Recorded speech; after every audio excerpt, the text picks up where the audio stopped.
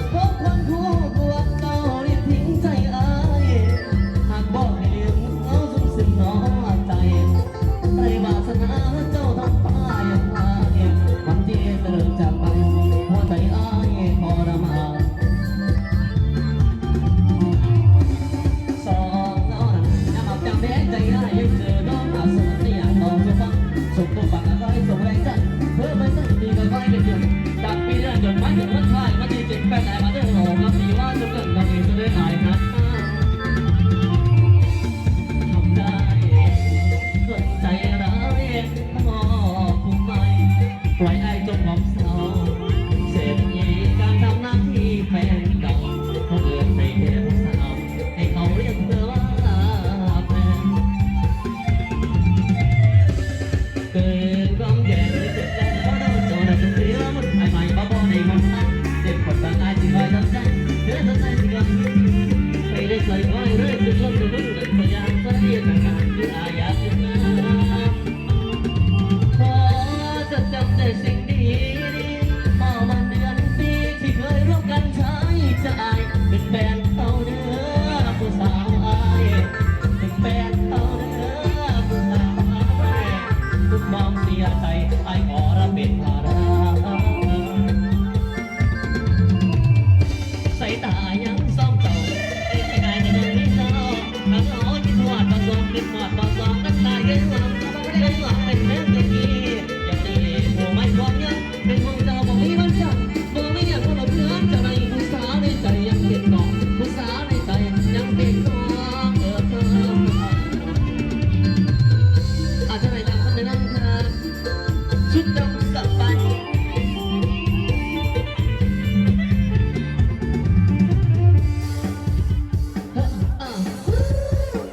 แต่ไม่ลดจะไม่ได้แล้วนะครับผมช่วงนี้นะครับผมบอกว่าคนต้องเชิญพี่น้องในช่วงสุดท้ายขึ้นช่วงสุดท้ายนี่แล้วกันนะครับรางวัลที่ต้องการมาเราใส่พี่น้องอีกนะเอาขอเสียงสาวบ้านน้ำปืนเลยนะ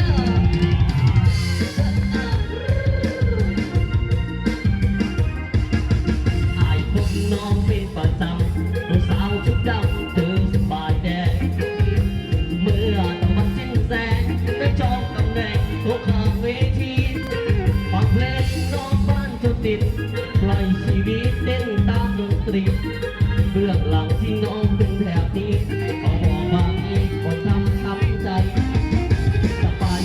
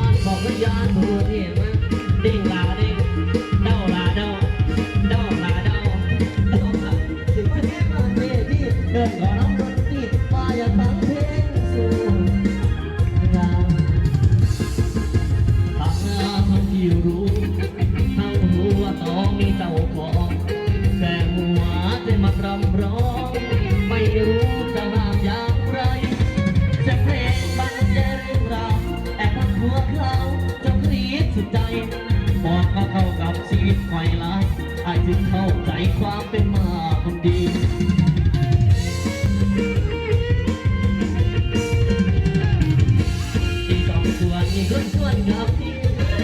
สองตัวนี่ก็ช